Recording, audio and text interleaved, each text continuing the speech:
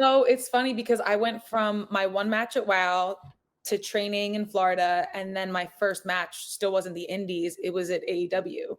Because at Oh, the time, wow. Spears was there, and I was, like, trying to get in to do extra work, and that's when they were doing the loops because it Yeah. was, like, right after COVID.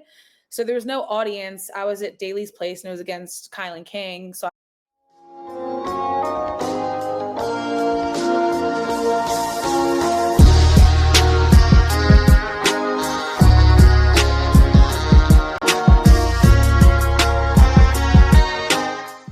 And we are back for another casual conversation with the classic. And today I got a very special guest. I got none other than the mafiosa herself, Valentina Rossi. How are we doing today? I should probably say Rossi. I don't know why I said Rossi. I turned full Indian there. But how are we doing today? How are we doing today? I'm doing great. I'm just happy to be here. I'm glad that we're finally going to do this. We've spoken in the past. I followed you for a minute now. I've been watching you and everything you've been through, the ups, the downs. And my one takeaway from this casual conversation, and I just want you to chill, lay back, grab a coffee if you need to, just relax, is just to let the people know you. Let the people get to know you, right? Like, I want them to watch us and leave being like, oh, I want to follow her journey if I haven't already, or oh, now I get what she's been doing or what she's done. But first things first, how are you? What's going on? I'm great. I'm just staying busy. I'm just trying to make it in wrestling. That's always fun, right? Aren't we all? And it's been quite the journey for you. We'll get into it, but first things first, I'd like to ask everybody this because I am the Wrestling Classic, and my page was started off with just like old school wrestling and whatever. So, what were your earliest memories of wrestling? Like, what do you remember seeing that made you be like, "Oh, I really like this"? So I personally, like, my brother and my dad were the wrestling fans, and Yeah, like I would kind of watch, but I wasn't like a fan. But like my earliest memory was just like me cracking up at like Rikishi. I just thought like the whole butt thing was so funny. And yeah. like as a kid, I'm like, haha, butts. And like even then I think I had like the biggest crush on like, no, actually I'm not gonna say. I'm gonna stop there. Why? Why? Just say it. Who do you have a crush on? They're probably old and married anyways. It Oh, doesn't no. matter. No, I No, can't. why can't you say it? Is it like, I don't know, The Rock, Stone Cold? Like, Wait, who wait, you got wait. here? If you remember, circle back later. Is it someone that's active right now that you kind of don't want to say because of that? Um, kind of. Like they have a role in the business still? Yeah, kinda. I Okay, don't then I get it. Then I get it. Then I understand. That's okay. I'm gonna ask you right after we finish. That being said, that is actually very common. I can't tell you how common it is. It's not like a bad thing. It's just like it's very common where like if I'm talking to a girl that likes wrestling or like a girl that's becoming a wrestler, like a lot of it is like, oh, like my brothers and my dad used to watch. Or like another one that's very common is like my grandma used to watch. She really liked it. But It's I always watched wrestling. grannies. Yeah, I used to watch wrestling with my grandma. I'm like, your grandma? But that's very common. That's super cool. When did you know you want to do it? Like obviously, first things first, you had a background in ballet. So was Right. that like your first love was dancing and So ballet or how? so yes, but I don't even have a first memory of ballet because I started when I was like 2 or 3 and like Oh, they at put that you age in it and just became a lifestyle. yeah, because my mom was a Okay. ballerina too. Oh, okay, there you She's go. like, That makes "Oh, sense. like this kid just like got a lot of energy, like let's throw her in dance." And I just went my whole life doing it. And then when I was in high school, I actually wound up finishing my last 2 years online so I could like move to New York and be a ballerina full time and like dance in a company. Yeah. Um, and like looking back, I'm like, wow, that was crazy. Like my parents really just like let me move to New York City by myself. Like, what were they thinking? But But you're from Jersey or yes, it Washington? was like a 3-hour drive. Yeah. So it's not that. It feels like halfway across the country, but New York's crazy. New York's a little Right. dangerous. New York's Yeah. yeah. So I was like, Yeah, okay, it's its well, own I vibe. did that and I was dancing in a ballet company. And then I went to college for dance because I was like, well, maybe I should get a degree just in case. So I got my degree in dance. I moved to London. I was dancing over there. And then I remember one day I was dancing in a company in New York past like graduation, and something was just like telling me not to get on the bus because I would take the Greyhound bus because it was cheaper than taking the train, and I was doing it multiple times a week. So I would take the Greyhound bus to New York and back, and something was just telling me like, do not get on this bus. And it was late, and I was like, I've just like always forced myself to like never miss class, never miss rehearsal, never because it was discipline, and I think after a while, I just realized I wasn't enjoying it anymore. It had nothing to do with discipline. I was just forcing myself to do something I didn't want to do. So the bus was late, and then it pulled up like 15 minutes later, and the guy was like, "Are you getting on?" And I was like, "No." And I called my mom and I was like, "I'm on my way home." And she was like, "Don't you have rehearsal?" And I was like, "I'm done." And she was like, "With the company?" I was like, "With dance." And she was like, "Oh, okay, like let's talk about this when you get home." And I just told her like I've just been doing it for 20 years now. I'm tired of it. I'm done. And then I was modeling full time, and then I moved to LA. I'm sorry, the story's so long. No, tell. This is what you're supposed to do. It's your story. I'm just supposed to sit here and listen.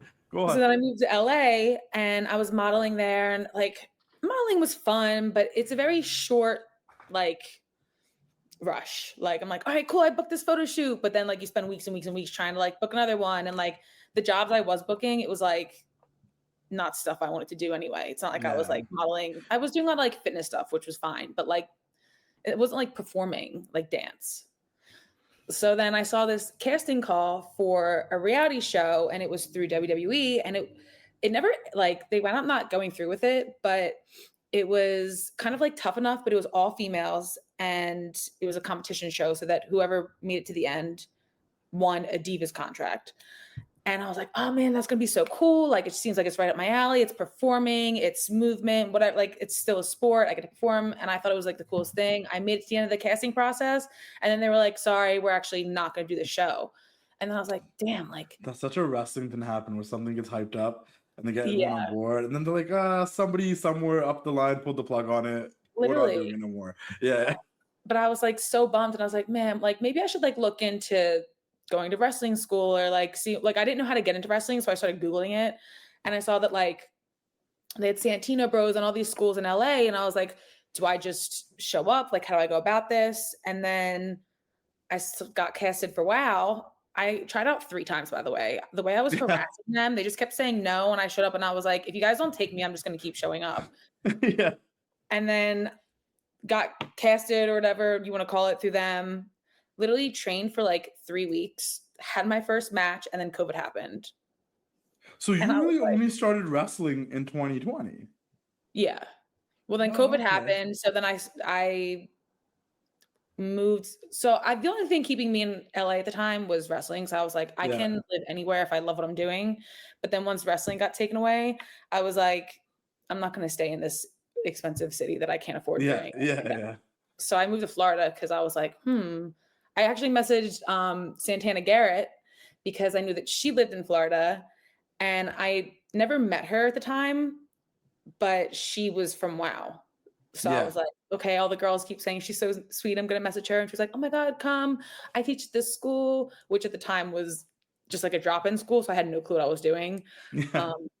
But that's how I went up with Flatbacks because they do like a Isn't course. it? It's so crazy how like Florida's kind of like become a little hub of wrestling because the performance centers there, so you have all those people around there. Then a lot of wrestlers end up moving there anyways because they start there because of NXT, so they just stay there. And then AEW's got a base over there. It just become like this little Yeah. wrestling hub of like a lot of wrestlers live in Florida. A lot of wrestlers are Yeah, just there. so many. And it's And funny, there's like a the indie scene kind of like dispersed a little bit once the yeah. like pandemic was over. But I don't know, I still feel like there's a good amount here running. And Yeah, there's yeah. just so many opportunities. There is, and there's a lot of schools, a lot of places to train, even if you just need to like, get back in the ring after or something. Like it was fascinating when I was down there. I was like, oh, everybody's here. Everyone's like, oh, Yeah. just come over here. I was like, also, like if I was in Florida, like I'd probably be able to do a lot of things because everyone's just here. Like, yeah. Let me ask you this then. Let's going backwards because that was a lot to digest there. First things first, when it came to the dance stuff, did you just like feel burnt out? Was it, or did you just know like that chapter is done? Like I don't think I'm ever gonna go back to dance. It's funny because like I definitely thought that maybe I would have like looked back a year like after that had happened, or like I don't know, look back now and been like, man, I want to take a dance class. I miss it. Like, Yeah. no, I haven't. Every time I look back, I'm like, I made the right decision. Like, I don't miss it at all. Yeah. So it's Initially, crazy, like yeah. So initially, you thought it might have been just like a break, but then it just ended up right? Because not being I a break. realized like I hated going to class Yeah. because you're in a leotard and tights staring at yourself in a mirror for all day. And you're just pointing out everything that's wrong with you. And the teacher's telling you everything that's wrong with you. And I'm like, ugh. And I would get in trouble if I would talk. Like, I don't know. It was just like, You were just not over it. yeah, I was like, this isn't for me. Like, I was just doing it Yeah. because I did it my whole life. And then one day I just like realized I'm over this. Yeah, and I just want to touch on that because I do feel like there might be some people listening to this that think they're supposed to do something or they do something they think that's it. And I'm a big proponent of like, no, it's okay to try different things or step out of your comfort zone. And like, you don't really have to do anything besides what you really want to do.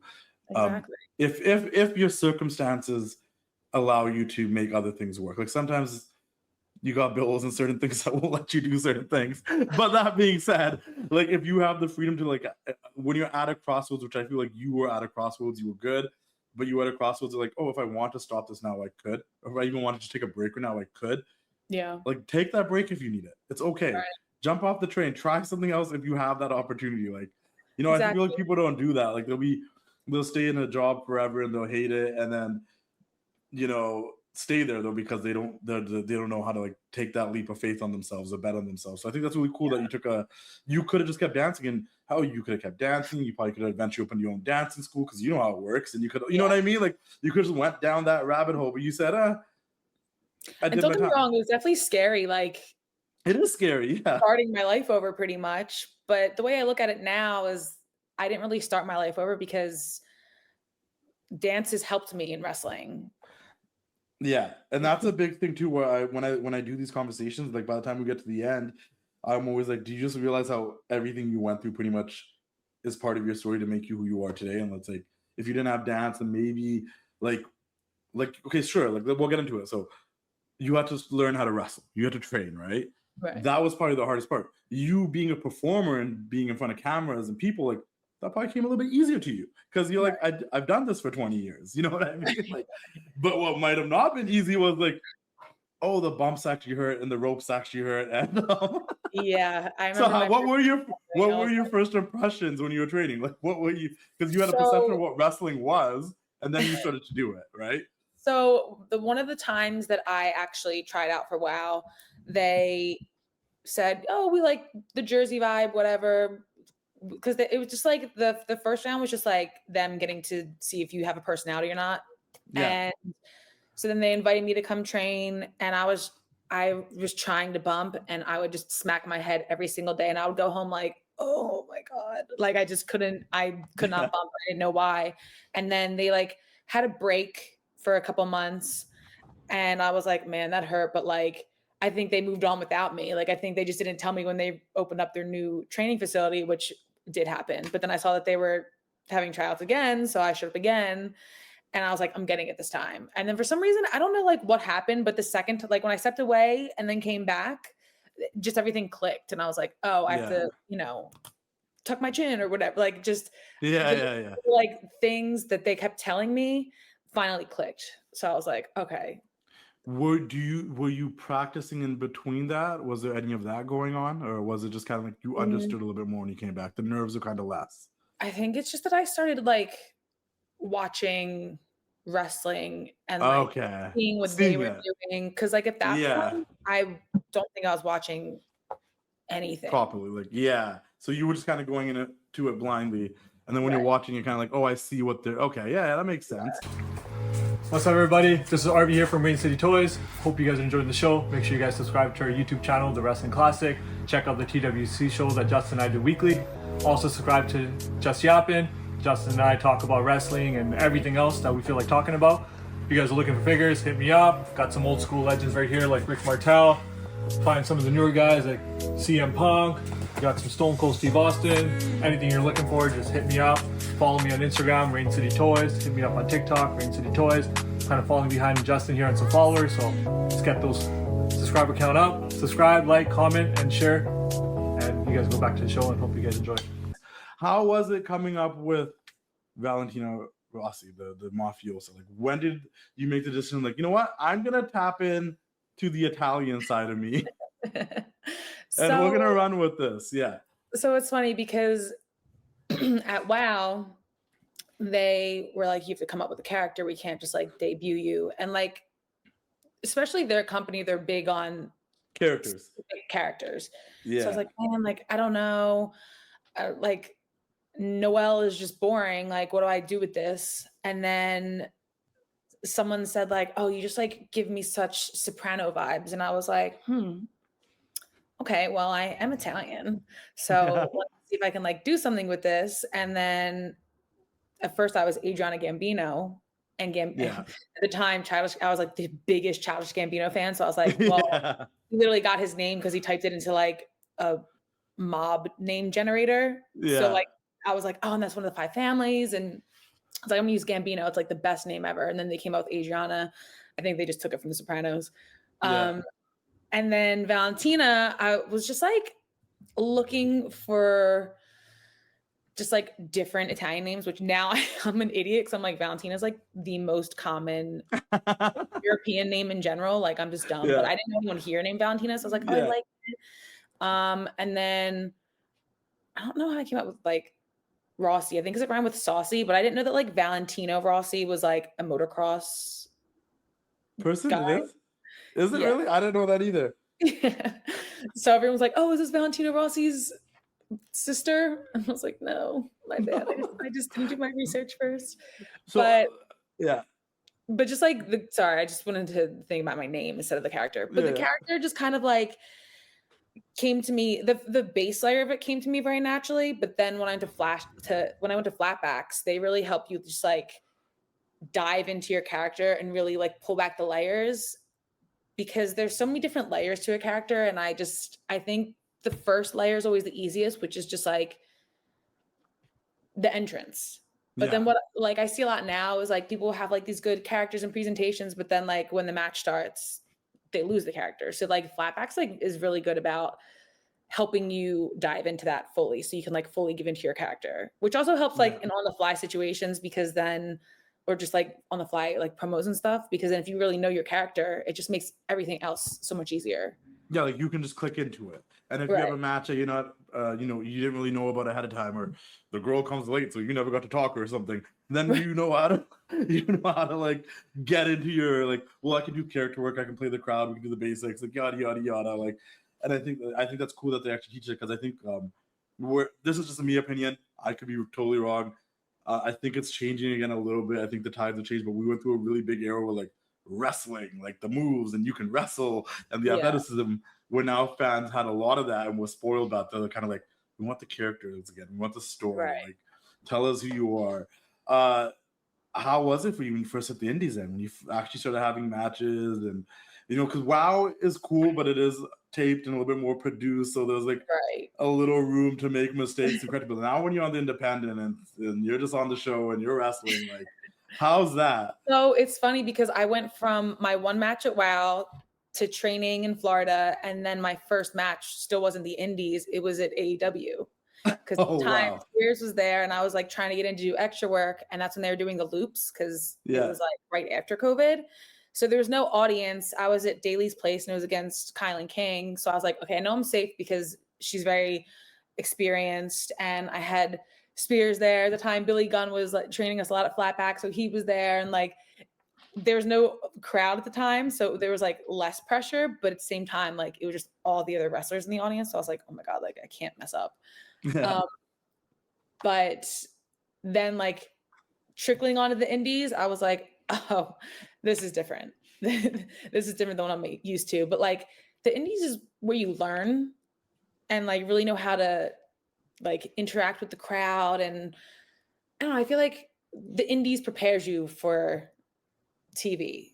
I think it does. And I always say, like, I feel like that's like some people on the indies will sometimes be like, and it's a double, it's like you should always be like somewhat obsessed on like figuring out who you are and getting there and stuff. But I'm like, it's also the period where you can try different things and make mistakes and see what does and doesn't work. Because like for the most part, as much as you think all eyes are on you, like sometimes people forget you. Like if you were to sit here and talk about, I don't know, Finn Balor, there's a whole audience that has no idea what he did in Japan. You know what I mean? Like, but at that time, that was probably like the biggest thing to him. He was probably so, you know what I'm trying to say? Like, And it's like, there's a whole audience that only knows what he's done in the WWE. And it's like, it's okay to try things out and test things out before you make it to a bigger stage. Cause like, that's where you're going to learn. That's where you're going to practice. Like, I always think a lot of people don't cut promos on the independents anymore. And it's like, no, talk, like learn how to talk. So like when you first have to talk, you're not like fully afraid of talking. Like, you know, that's just me though. But tell me about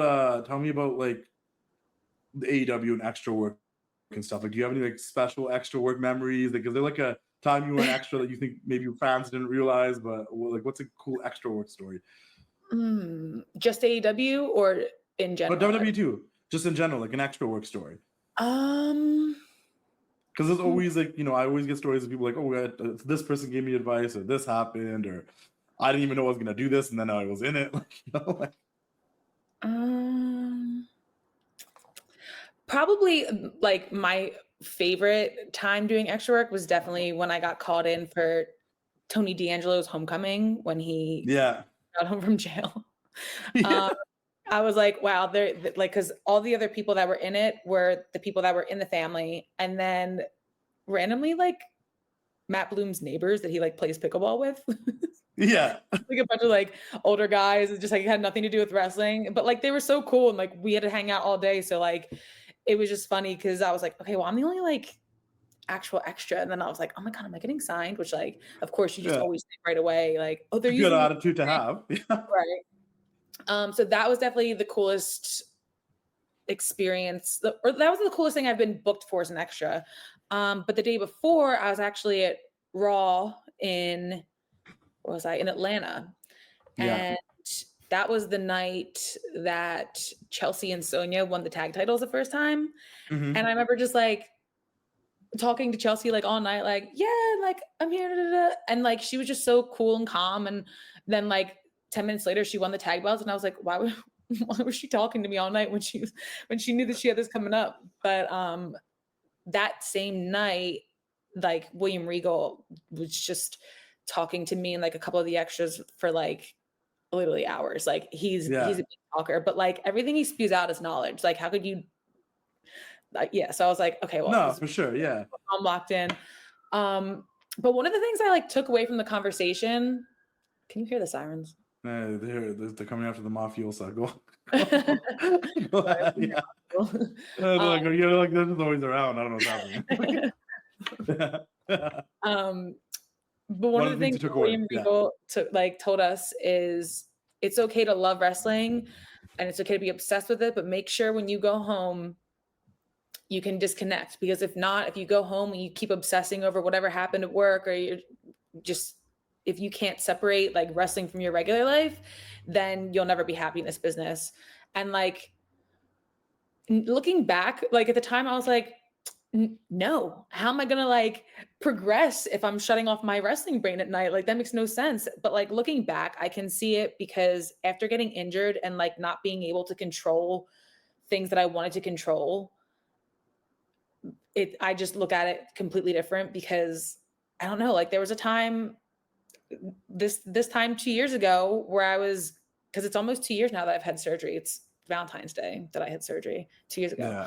But like this time 2 years ago, I was prepping for knee surgery. Like I didn't have the option to go out and wrestle. There was like, I couldn't control anything. So, you know, it's good to disconnect. Yeah, and, like, it is. Control. There's a few things. Like you can only control the controllable. And then once you realize like some things are out of your control, you're like, oh.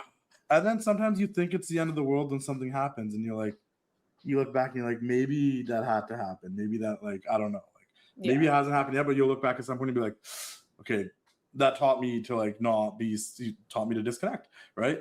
There's three things I take away from this. First things first, I remember the Tony D'Angelo stuff, and I was like, she is a perfect fit for this family. If they grow this family, she should be in it. And then number two, I feel like it's very, like, I know the one thing about you that I always like just as a fan of scrolling social media, I'm like, oh, she's cool with everybody. Like she's cool with Chelsea. You were just at Maxxine's wedding. You're cool with. I'm like, she knows you're cool with Harley. I'm like, she's cool with everybody. Like she's friends with everyone that's like doing the thing. How is that? How did that come about? Is that just because you're just very open to talking to people? You're a social person, and then they see that from you? Because I know that too from your perspective. Like you told the whole Chelsea story, and I think this is something that people kind of forget sometimes. And in all of entertainment, not just wrestling, there are some people that sometimes get big-headed and think they're on a pedestal. But for the most part, everyone's human. We're all the same, and we think we're talking to them, and they might not have time for us. But like, they're just everyone's regular people. So like, what is going on? Like, how you're just like, everyone. I don't know. Like, looking back, it's funny because I'm like, obviously, I'm not like signed to a big company, so I'm not like bonding in the locker room with the girls in the big companies. Like, a lot of them, well, not Chelsea, she's not on the indies, but like a lot of them are on the indies. And this year, especially, I really just like was saying yes to everything.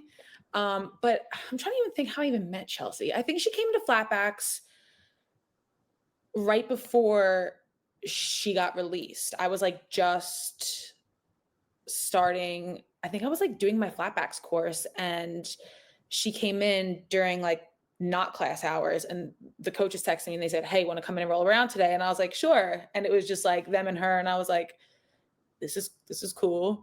But I didn't expect to like, I don't know. She's actually, I don't know if I can like say this. She's my landlord too. Oh, okay. Yeah, is that not the craziest thing? Yeah, there's no. Like, should I not be telling people that? Is that weird? Because we just moved into a house and she owns it, so I'm like, oh, my president, my landlord. Yeah. No, it's cool, and it's crazy because it's always the most random connections. And people always like, "Oh, how do you know?" I'm like, I knew them before they even were like on TV. I don't know, like I met when they were on the indies, or it's like, they're coming to the wrestling school, so that's how you connect with them. But I just always think it's so cool. I'm like, oh, like she's here, like yeah. And then I became friends with Maxxine, because she started coming to Flatbacks. Yeah. And that was right when she started coming back, right when I was like starting to get cleared to wrestle again. So I was like coming to class, and like Breeze would like give me exercises to do while they were in the ring. So I wasn't allowed to get in the ring yet, but he wanted to like, because I didn't like have a big company that like paid for my surgery. So I was like, I don't have like a real physical therapist. Like the one that I had was fine, but it was not for like athletes. It was just like regular people. So then I was like, well, do I just like get back in the ring? Like, what do I do? And so like Breeze was giving me a lot of exercises to do leading up to me coming back in. And like at that time, Maxxine had just started coming to Flatbacks. So we would do things together while like the class was like putting their matches together. Yeah. And then we just became friends, and I was like, "You do Pilates?" And she was like, "Yeah, I love Pilates. Do you do Pilates?" And I was like, "Me too." So It's always stuff like that. It really is. And once again, it's being in Florida, you're in the vicinity of everybody. Yeah. Everyone's there. A couple of things I want to touch on then too, like because you obviously you talk about them, and it seems like you got a really like good relationship with, you trained there initially and that. Like, tell me about Flatbacks. If you were to recommend Flatbacks, why would you recommend them? Why would I recommend a Flatbacks? Well, I've been there now. This is my 5-year anniversary. January is 5 years. My 5-year anniversary of Flatbacks. I just think like, and I'm not just saying this because I go there. I really do think like they're the best. Like, everything that I see in wrestling that are like, I don't even know how to explain this. Like, obviously it's the character stuff, but even just like them teaching you how to do different emotions in your match, and like they tell you why, like, oh, if you're doing this, tell me why you're doing this. And then like the structure of the way they teach things makes everything more of like a story. Am I rambling? Does this make any sense? No. To put it, I'm gonna put it in terms that maybe this will make sense. Like, they don't just teach you moves and how to wrestle and how to tuck your chin around the rope. So of course they teach you that, how to take a flat back bump, but they're also teaching you the psychology of it all. Like, why are you doing this move? How to tell a story in the ring, how to implement your character in the story. Like, wrestling's more than just doing the moves, getting the pop. And they get you comfortable with feeling uncomfortable. So if you're a more quiet person, they'll literally just like poke and poke and poke and pull and pull and like just get it out of you until, because when I first started going there, I was so quiet. And I don't know if you've seen my matches, but I'm so loud and annoying. Like, it's so hard for people to believe it, but like I'm actually super shy. Really? Yeah. You know, I do not want to talk. I like, and once I know someone, I'm just like annoying and loud, but like I'm so shy. It's crazy because I feel I'm not shy. I wouldn't say I'm shy, but I do feel like what I've learned doing these interviews, and I know the older I got that where I'm like, no, like realistically, I've gotten really introverted. Like I don't want to go out. I don't want to see people. I hate crowds. I will jokingly be like, because I know I don't, but I'll be like, I hate people. But like, you know what I mean? Like, but like, you put me in a social setting, you put me out somewhere, or you put me on camera, and I'm like, blah blah blah blah blah blah blah. And that's like, then people don't believe it, and a lot of wrestlers are like that. You assume It's every like- wrestler's an extrovert and they're out there, but like a lot of them are like, no, when I'm home, I just like to be inside playing video games, just chilling, and just go to the gym. I don't want to talk to people. I'm like, oh, this is normal. This is like a new thing. Yeah. It's like honestly a terrible quality to have in wrestling because like so many people get offended if you don't like go up to them and shake your hand, introduce yourself right away. And like sometimes I'll wait until someone passes me like 3 times to like gain the courage to go shake their hand, which is so dumb. No, I get it. And then you're like, well, I don't want to bother them. It seems like they're doing something. Yeah, I just like, don't it's like expected to go up there and do it. Like, yeah, literally. And like even just coming back from injury, I was not nervous to wrestle in front of people again. I was nervous to like be in locker rooms again and be backstage at shows again. And like my first time doing extra work again at AEW, I was mentally spiraling. So I was like, well, what if these people just like don't remember me? Or what if they just like I haven't seen them in years now? What if am I just like back at the bottom again? Like what's the vibe? And like, of course, my first time back, I was like nervous, but everyone was so nice and just like, hey, how have you been? How's your knee? You've been doing so much. Because right back when I got from Japan. So they're like, how's Japan? I was like, oh, wow, all these people like remember me? Like, I don't know. yeah. The first time I got like media for WWE, like actually after years of trying and whatnot, and I knew there was gonna be a bunch of people there, I'm usually fine. Like, and I know I'm fine, but I also got like a little bit of social anxiety of like, oh, it's gonna be like high school again tomorrow, first day of school, go see everybody, say hello. And then that was the same thing. Everyone was so nice to me. And then I realized I've been doing this for so long. I was like, Justin's here. And I'm like, oh, okay. Yeah. That being said, we got to talk about it. You brought it up like 3-4 times. And I want to like kind of delve into like the knee injury. How did it happen? Where'd your head go? You were gaining some momentum. You hurt your knee. I remember talking to you, I think, prior to it happening. And you're like, oh, because I think I even tried to get you on the show back then. But you want to just do the show? Yeah. And you're like, oh, I just hurt my knee. I think I'm just gonna take it easy for a bit. And I'm like, oh, okay. Like the worst timing. So I was like, oh, Yeah. I tryout. They said no, and I just blew out my knee. So how was the tryout? And then tell me about how you blew out your knee. Let's start with the tryout first. So the tryout was a little over 2 years ago. Mm-hmm. And that was the WWE tryout, by the way. Yeah. Yes. Yeah. The people that got signed were Javon Evans, which is crazy. He just got moved up last night. Yeah. So I'm looking at it like, whoa, good for him. Yeah. Like, Yeah. Whatever. Like, he's an amazing athlete. Saquon Sugars. Mm-hmm.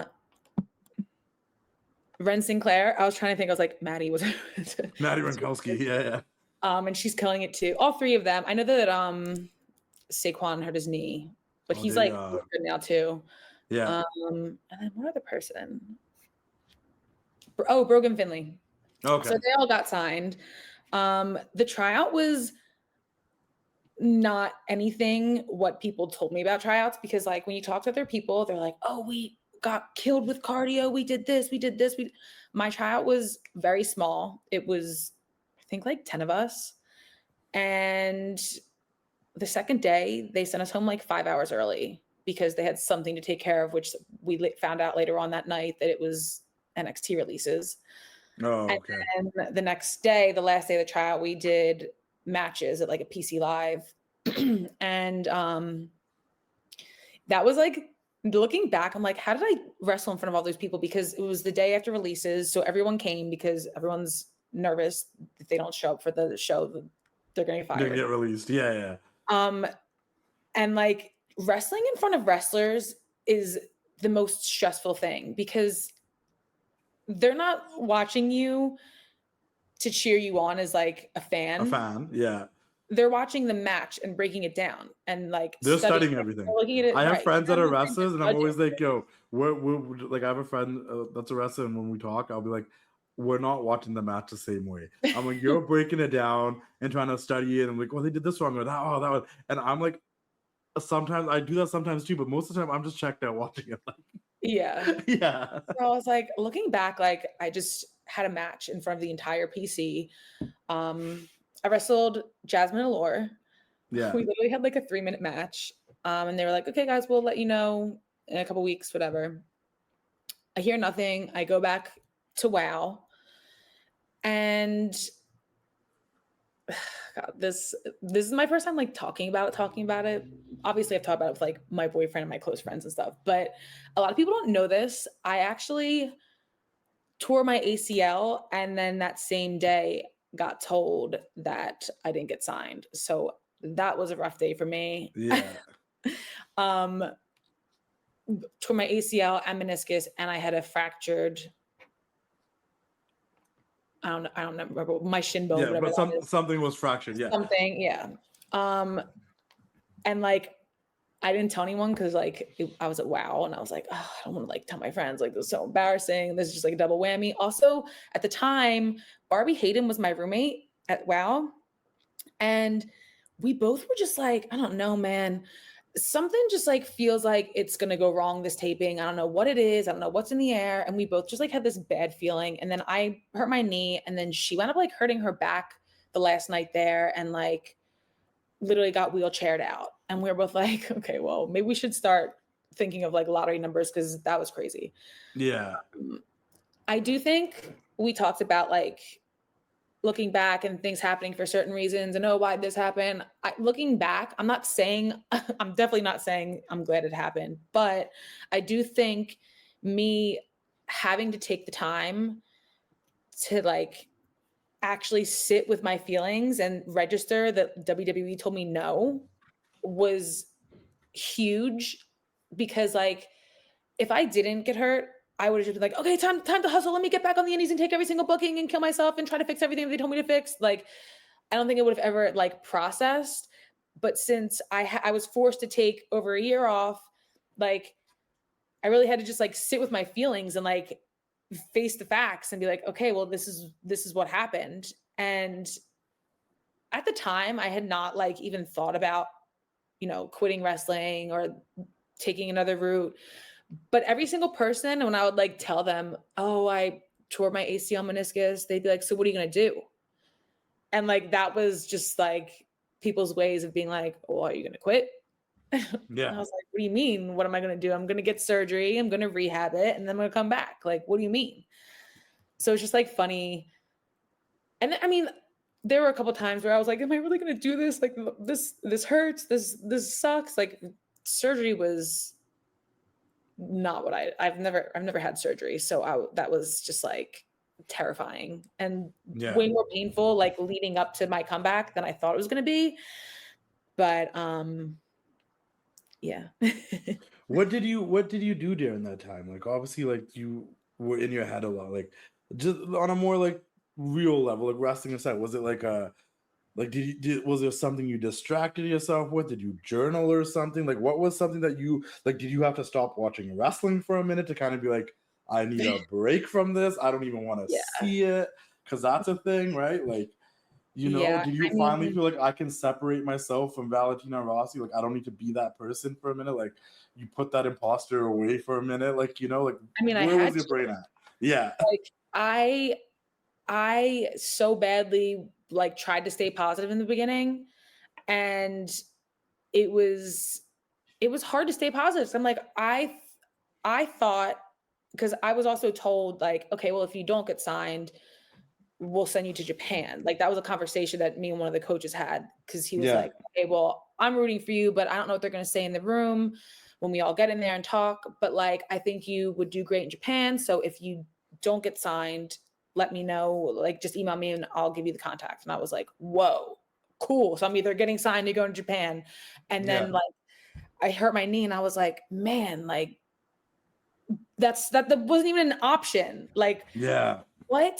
And it was just like the dumbest thing. Like I was chain wrestling too, and it happens. Like it's always like the small dumb shit that it's like, I'm sorry, it's a thing. No, you can swear, it's casual. It's always the thing you think's not going to happen that you get hurt on. Usually. Right. It's the freak accidents, Like, exactly. So I was like, man, like how could I have prevented this? Like I just went into like such a dark place, and I feel bad because like I was just crying every single day. Like, I don't know what to do with myself. And I don't like asking people for help. And I was on a walk for a month. So my boyfriend had to take care of me. My mom flew in from New Jersey and like cooked for me. So I had food for a month. Like, it was a huge mind fuck because I couldn't do things for myself. I never like thought that I wouldn't be able to wrestle.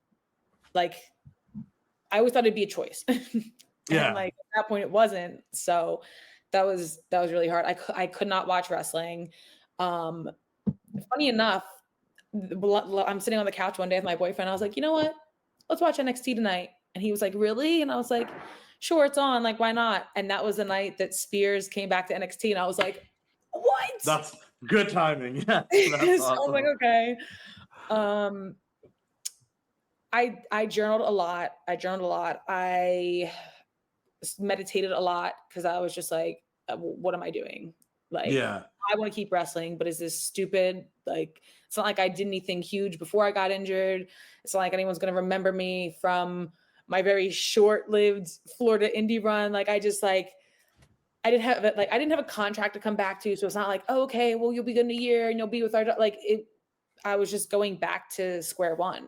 And that freaked me out. It was definitely a mind fuck. That confidence of like, okay, what am I going to do when I come back? Will people remember me? Wrestlers that are contracted on TV stress out about that when they come back to a Royal Rumble or something. Literally. So like, I can see it's like stressful for you. And then it is crazy. Like, if you, now that we kind of know your story of like, you know, you sat there at a bus stop and you made the decision to stop dancing. That was your decision. You were in control. Right. And then you get this lecture from William Regal who says, like, hey, you're not going to be able to control everything, so you have to learn to separate it. And then you got put in a position where you couldn't control everything, and that decision could have been made for you. Yeah. And yet you made the decision to stick around. When the rehab and you started coming back, like when it was like, okay, we're going to start wrestling and we're coming back, where was your mind then? Was there like a click of motivation? And before you answer, I also want to say, just for anyone listening to this, like, I agree with you. I don't think like everything happens for a reason and because it's all good. Like, that's a bad thing that happened to you. But to be sane in life, you have to find a silver lining in things.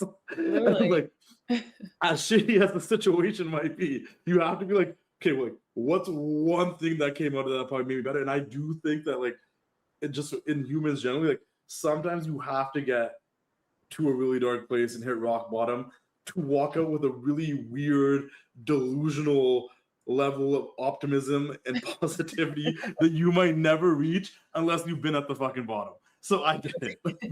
Hey yo, it's your boy, the Wrestling Classic, Justin here, and I'm here to tell you guys about one of wrestling's best kept secrets for merchandise, officially licensed WWE and NXT merchandise, 500level.com. Check them out, 500level.com. Get officially licensed merchandise for the WWE, NXT, UFC, MLB, NBA, NHL. They got it all. If you join the Partnership Point program as a loyal customer, you will get discounts down the road. You can find merchandise for some of your favorite NXT stars that you can't find anywhere else. Javon Evans, Kalani Jordan, Carmen Petrovic, Lola Vice, Trick Williams. They got merchandise for everybody on NXT. You got OG shirts like this NWO shirt.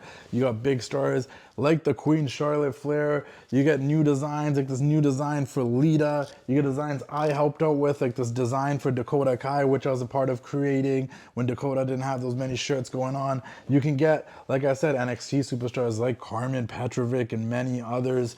You can get OGs like the none other than the Hot Rod, Roddy Piper. You can get CM Punk, Jey Uso, Seth Rollins, Roman Reigns, anybody you want. Sami Zayn's 500level.com. Check them out. You can even get the bad guy, Razor Ramon. You get your OG, like I said, logo shirts, NWO, WWF, Survivor Series, Raw's War. 500level.com. Check them out. Join the partnership program. Some of the best quality shirts, premium quality, regular quality. Some of the best product you will find out there, officially licensed WWE, NXT merchandise, and OG legend stuff.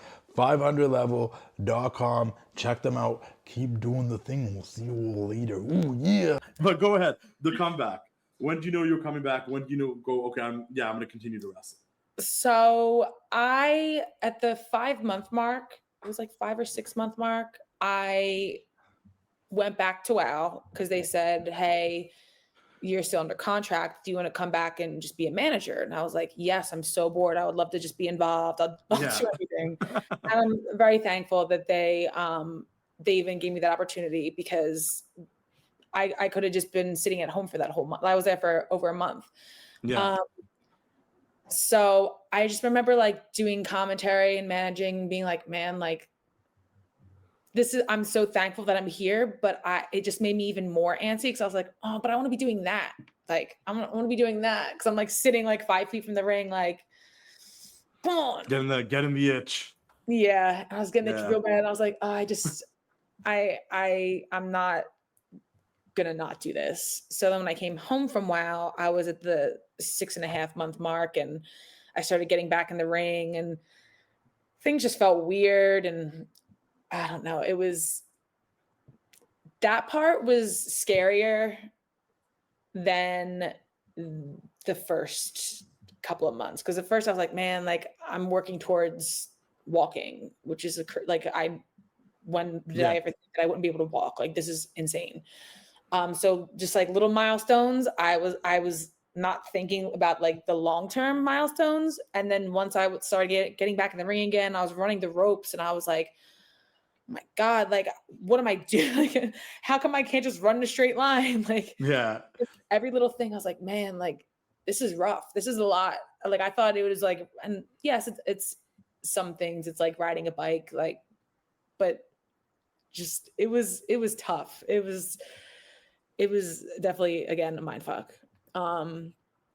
What was the question again? I keep getting off track. What? No, it's okay. I mean, like, you actually answered it, though. Like, how was it coming back? Like, what was it? Like, you knew you wanted to wrestle, so you started wrestling, and you were sitting there, you're doing commentary and whatnot. You saw them wrestling, but it was tough. It was tough to get back into it. Yeah. I also just wanted to, like, when going back into it this time, I was like, okay, I want to branch out more. I want to wrestle everywhere. I want to go to Japan. I want to wrestle in New Jersey. I want to travel to wrestle and really just like do it. So I think going into it with that mindset, also, like, I just look at wrestling a little bit differently now. And I mean, wrestling's a privilege. Like, I didn't take it for granted, but now, like, I don't look at it like, man, like, I just want to get this show over with. It's like, oh, I'm so thankful that I'm like able to do this.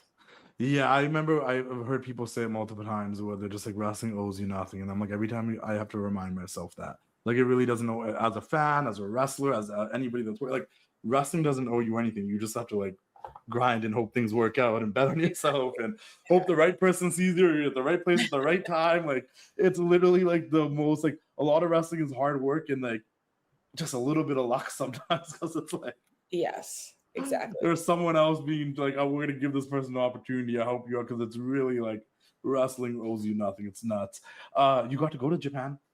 You got to wrestle in Japan. How was that? So you went through all this, you went through the recovery, you went through like the mental game, and you came back, you started wrestling, and then that other option that was there for you at the table when you got hurt, they don't sign you, like, we think you do great in Japan. You got to go to Japan. So I actually, once again, I messaged you before that and was like, come on the show, and you said, maybe after I go to Japan. But, we've been talking for literally like years now. You gave me Philly cheesesteak recommendations one time, I remember. But did you go? I did go. I went to I forget the name now, but I went to 2 of them, and one of them was one of the ones you recommended. Was it Angelo's? But it was Angelo's, I think, the pizzeria. So yeah, so they actually, I've heard through the grapevine, I don't know if this is facts, I heard that they're like not as good as they used to be, and they were my favorites. So I'm curious what's going on over there. I thought it was good in 2023 2024 when I went. Okay. But maybe they changed. Maybe there's new owners or something. You never know.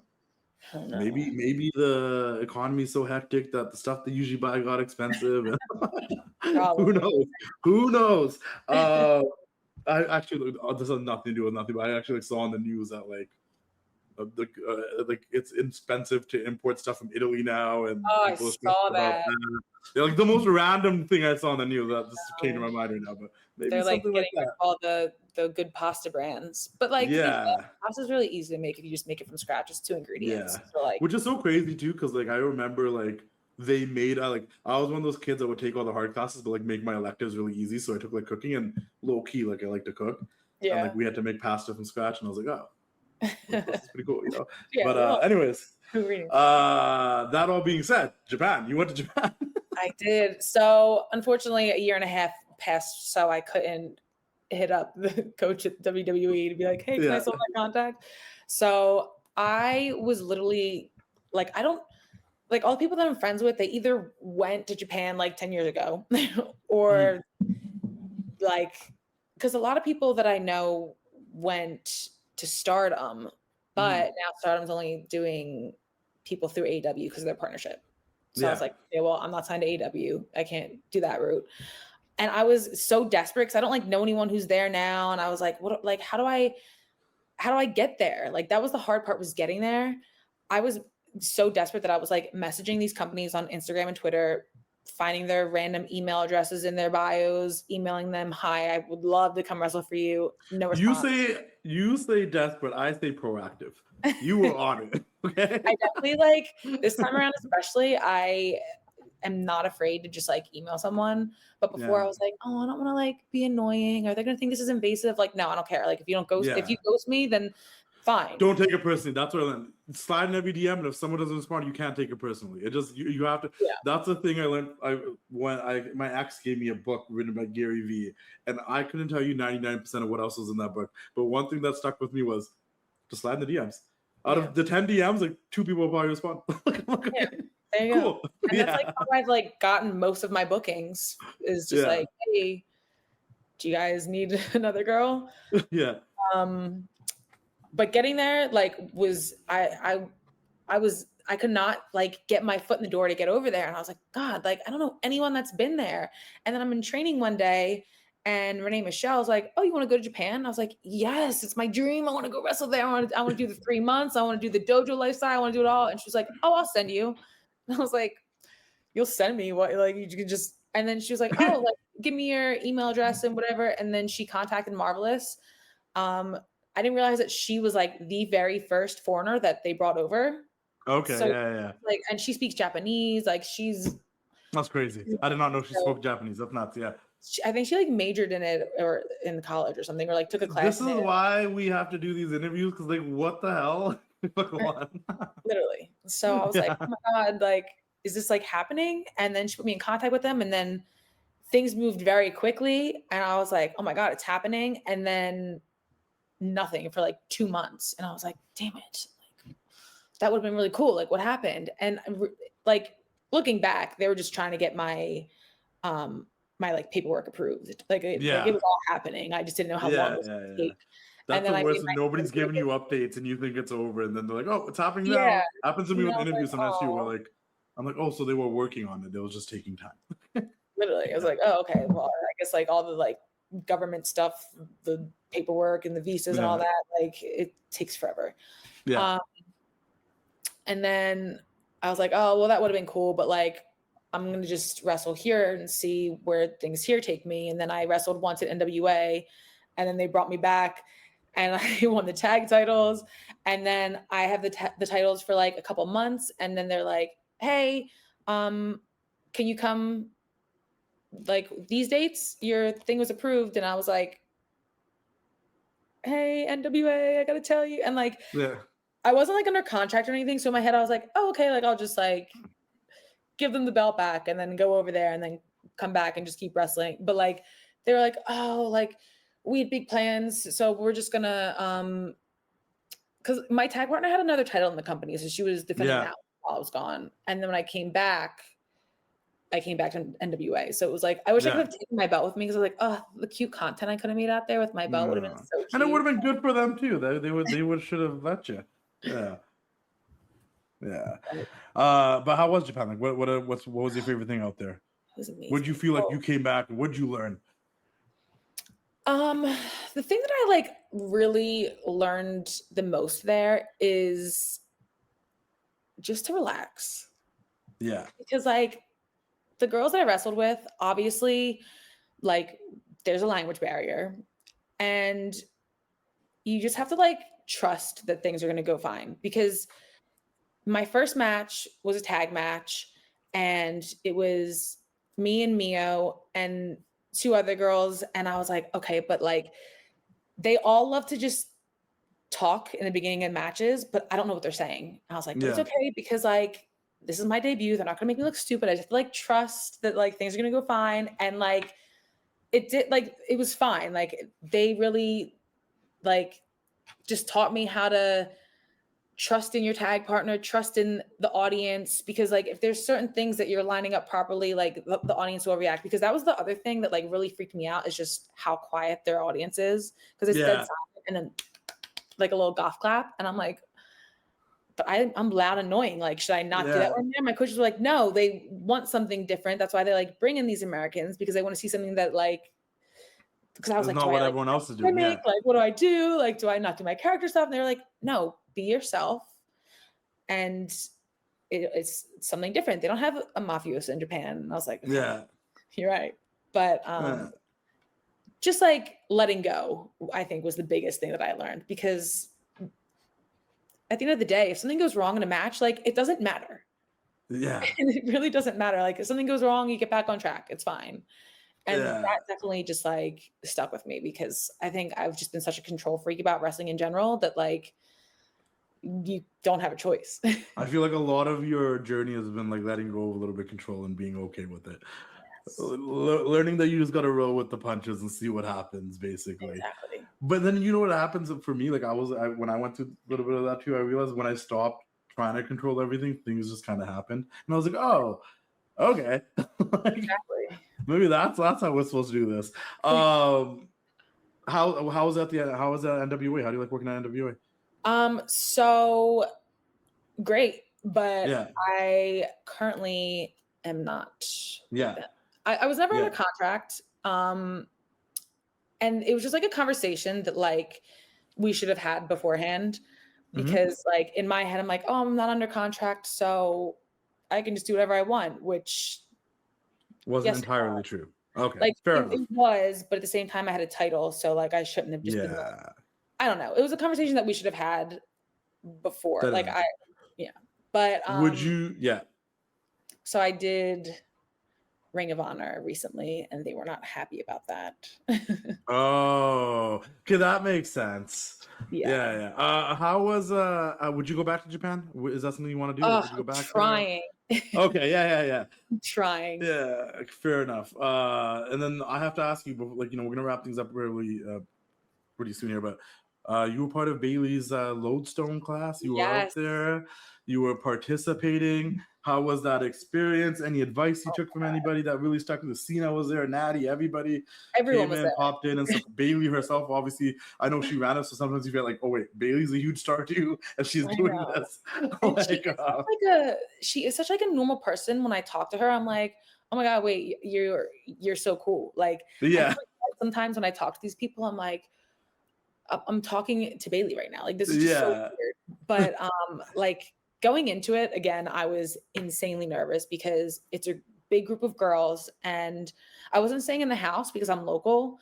So I was like, oh, I'll just drive there. Like, it's fine. Looking back, I should have stayed in the house, but I just thought like, oh, whatever. But like seeing the group picture of them on like Instagram the night before, I was like, oh my God, like this is, they all already know each other. Like I'm going to be like, wolf, like, and I was so nervous. That same social anxiety that I'm walking into high school again feeling. And I was like, oh my God, I was so nervous. And then like literally 5 seconds of being there, everyone was so sweet. So like, it was just such a good group of girls. And I was like, there wasn't like anyone who was like, oh man, like she was a bitch. Like, no, like everyone was so sweet. Everyone was so easy to work with. And it was funny seeing like everyone develop over the course of like the 3 days, because the first day everyone was kind of quiet and shy. And then by like the last day, everyone was just like bonded for life because we just had this crazy experience together. I was like, I literally texted my boyfriend the last day because I was like, oh, what are you doing today? And he was like, I'm just going to play video games while you have the car. And I was like, well, I'm wrestling in front of John Cena. And he was like, what? What? So just like. I was wrestling in front of John Cena. You literally said in this interview that the hardest thing to do sometimes is wrestling in front of other wrestlers more so than wrestling in front of fans. Now you're wrestling in front of Bayley and John Cena. Like, and then Natty and TJ were also there. Natty and TJ. Like so many people were there. And I was like, oh my God, Lyra was there. Yeah. Lyra's coach from the UK was there. I was like, all these people, like, and I did have the advantage a little bit because it was at Flatbacks and I wrestle Flatbacks all the time. But there was like one point, because we had like entrances and stuff, we were in full gear.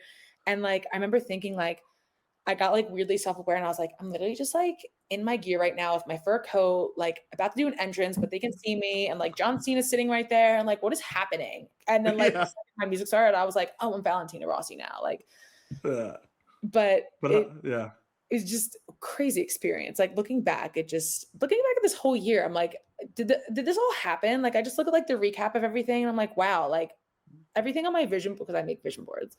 My vision board slayed this year. Like no, crazy. it really did. It really did. You like what a cool experience, right? And she did say she's gonna do more for any of the women that feel like they got left out. She's gonna try to bring some new people in. But like, you know, I always say it's cool if you get to do something, but really cool when you get to be in the first thing or the first one. So for sure. you know, like there's something like, who knows, maybe John Cena's not gonna ever come back again. He was on his retirement tour. He was ready to do wrestling all year, you know, like wrestling stuff. So who knows, right? Like you're very fortunate to have been in that first class and got to do this thing with Bayley. And I think it's really cool that she's giving back like that, because like it's not really a thing. Like most people like most people open schools and that's their way of giving back. 100%. Right. That is still very helpful. Like everyone's appreciative of this school. So, but like to be like, no, I'm gonna do a thing and I'm just gonna do it for the women in wrestling. And I want them to feel like, hey, like, listen, I'm a big time wrestler, but I see you. I was once you, and I want to like teach you the things that maybe nobody really taught me when I was coming up. And it's like that's super cool on her to do that, you know? Right. Exactly. Yeah. Let's wrap this up. Last couple of questions I have for you. First things first. You said you make vision boards. Yes. Don't reveal all your secrets, but it is the beginning of 2026, so it's just like very cliche for me to have to ask you, like, what do we got planned for this year? Like, what are some things that we can put out in the universe? We can sit here together. We will manifest together for you. Like, what are some things you are okay with saying that you feel like you want to get done this year? What's a couple, one or two goals? I so badly just want a contract somewhere. I want to wrestle full time. I don't want to keep having these like little shitty side jobs. I want to be in storylines and like do it all, because like the indies are cool, but like you're never in like long-term storylines and that kind of stuff. And like, yeah, I like all of the parts of wrestling, not just like the wrestling part. So you want that storyline. You want a character arc. Exactly. Yeah. So that's a big goal. I would like to go back to Japan. I'm working on it. It's just flights are expensive. Maybe they're working on it too still, and you just don't know. Maybe. Yeah. That's cool. Let me ask you this really quickly on that. I know like there hasn't been a ton of background. You're almost on that reality show WWE did. Is there any interest in you in like acting and doing things outside of wrestling that like if a cool opportunity came up, would you jump at it? So it's so weird you're asking this, because ever since I started wrestling, I was like, I will never do another reality show again. I want nothing to do with that part of entertainment. Yeah. I want nothing to do with it. Like I just want to wrestle. And I don't know. I've applied to a couple of reality shows, so hopefully, that's cool. Hopefully one of them will hit me back. Yeah. I just like to ask people this because I feel like you can tell a lot. Not really, because I'm all over the place, but like you can tell a little bit about someone from what they listen to. So like, what's on your playlist? What are we even listening to? What's your music? Well, my favorite band of all time is Weezer. Okay, they're great. I love them. I think I randomly start singing Buddy Holly on a regular day most commonly. Like, yeah. I literally like when I lived in LA. I guess they were there for like a couple nights in a row, and I bought tickets to all of them. I was in their fan club, and then I was flying to. I think I was flying to somewhere. I think I was going to Bali or something like a couple days later, and I had a layover in San Francisco, and I extended my layover so I could see Weezer again that night. Yeah. Huge Weezer fan. I also love Dua Lipa, which is like completely 180 there, but that's my girl. Yeah, everyone's music playlist is all over the place, so that makes sense. What's a pump-up song? What do you listen to before you go wrestle if you had to pick a song? Ooh, Dreams and Nightmares. yeah, fair enough. I'm a Philly fan, so like that's like the Eagles song. yeah. You know what the other thing about Weezer is too that I didn't know, because I'm a Weezer fan. I listen to their music, and like I even appreciate the fact that when they're on Tiny Desk, they went to like the OG stuff. But I didn't like. I was like, because every once in a while, like I like a song so much I get sick of listening to the same song. So I'm like, let me find a good cover. And I didn't realize that they just did a bunch of cover albums and just dropped them. And I was like, oh, Weezer just sang all the popular songs from like the 80s and the 90s with cover albums. And I'm like, that's great. Their tour that I like followed them around for a little bit. That tour, I think they went on tour because they covered Africa. Yeah. And it went viral or something, and they were like, oh, I guess we'll like go on tour now, and they like that was their tour. All right. So like I already liked Weezer. I didn't know they did all these covers of other songs that I already like that's crazy. Good for them. That being said, last but not least, I ask everybody this. Once again, I feel like you got a lot more ahead of you than you do behind you, but up to this point, you know, from 20 years of dance to wrestling, from comeback stories, getting hurt, figuring out yourself, like, do you feel like you've made your younger self proud? Like, if you're going to talk to like 10-year-old Noelle, do you feel like she'd be like, hey man, like we lived a pretty crazy life and it really wasn't boring from Jersey to New York to London to LA to Japan to Florida. Like it hasn't been boring. I'll say that. I know. I literally look back and I'm like, how did I have like an entire career before wrestling? Like I just had a whole other life. Yeah. But definitely I look back and I'm like, wow, like I would have never guessed that this is how my life turned out. It is actually just like crazy to think about, because I thought I'd be retiring from ballet at this age and like starting to open my own dance school, but like here I am. Yeah. So you feel like you made your younger self proud? Yeah, for sure. Yeah. Well, that's awesome. We'll do this again down the road. I'm sure we'll wait till a couple more things happen. You hit Japan, do some stuff, and we'll do this again. We'll run it back. I appreciate you taking the time to chat with me today. This was fun. Hopefully people will leave this and get to feel like they know Valentina Rossi a bit more. And hopefully we're just like, once again, I'm just like either just watching TV and you just like kind of pop up and I'm like, oh shit. You know what I mean? You know what I mean? Like, oh, there she is. You know, and even about that, like I know we'll see you doing something, because I feel like you're a very, from what I take from everything I've heard today, like a very driven and ambitious person. Like, and we might have the same problems. I hate being bored, and I feel like you hate being bored. So like boring is not for you. Yes. Yeah. Everyone follow Valentina Rossi on social media. Where can they follow you? Instagram, mafiosa.valentina, X/Twitter, Mafiosa Rossi. What else? Oh, follow me on my passes I just launched. Oh, there you go. Yeah, follow passes. Rossi. Saucy Rossi. That's funny. Follow Saucy Rossi. Everyone keep doing the thing. We'll see you all later. Have a good one. Bye. Bye. Time to say goodnight. We sincerely appreciate your patronage and hope we've succeeded in bringing you an enjoyable evening of entertainment. Please drive home carefully and come back again soon. Good night.